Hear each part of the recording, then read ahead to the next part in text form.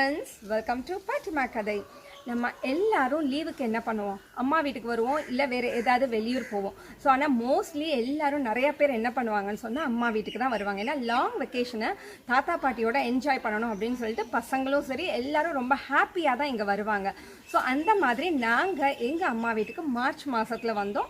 இங்கே வந்த இடத்துல லாக் ஆகிட்டோம். ஸோ லாக்டவுனில் லாக் ஆன போது ஆனாலும் சரி எல்லாரும் இருக்கும்போது கொஞ்சம் ஹாப்பியாக தான் இருந்தது. ஸோ அந்த எங்களோட ஹாப்பினஸை எங்களோட ஷேர் பண்ணிக்கணுங்கிற மாதிரியே பறவைகள்லாமும் வந்து சேர்ந்தது எங்களுக்கு இன்னும் ரொம்ப சந்தோஷமாக இருந்தது. ஏன்னா இப்போ மனித ஆள் நடமாட்டம் கம்மியாக இருக்கிறதுனால போல் நிறைய பறவைகளை எங்களால் பார்க்க முடிஞ்சுது.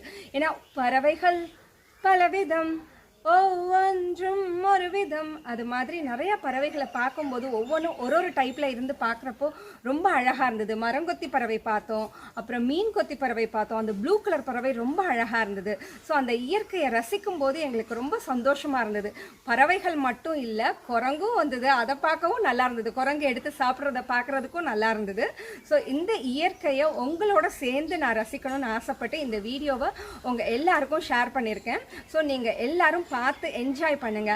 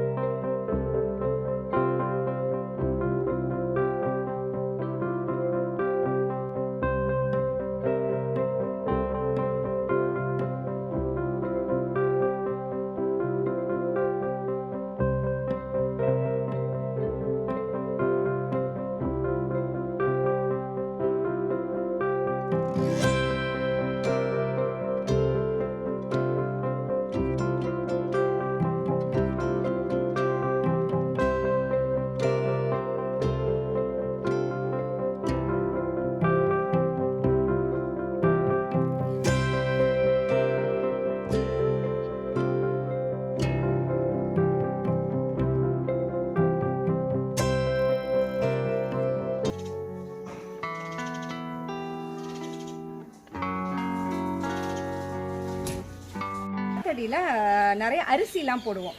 ஸோ அது எதுக்குன்னா பறவைகள் வந்து சாப்பிட்றதுக்காக. மயில் வந்து சாப்பிடும், குருவிலாம் வந்து அந்த அரிசி எடுத்து சாப்பிடும்.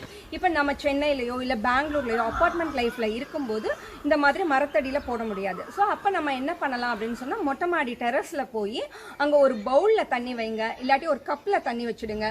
வச்சுட்டு அங்கே கொஞ்சம் அரிசியெல்லாம் போட்டு வச்சிங்கன்னு சொன்னால் அது பறவைகளுக்கு ரொம்பவே உதவியாக இருக்கும். இந்த வெயில் காலத்தில் அதுங்களுக்கும் நிறைய தண்ணி தாகம் எடுக்கும். ஸோ நீங்கள் மொட்டை மாடியில் வைங்க, அப்படி இல்லாட்டி பால்கனியில் வைங்க. ஏன்னா சென்னையில் நான்லாம் பால்கனியில் அந்த ஜன்னலில் வந்து ஒரு கப்பில் தண்ணி வச்சிருவேன். ஸோ அது காக்கா வந்து குடிச்சிட்டு போகும். ஸோ நீங்களாமும் உங்களுக்கு முடிஞ்ச அளவு உங்கள் பறவைகளுக்கு உதவி செய்யுங்க.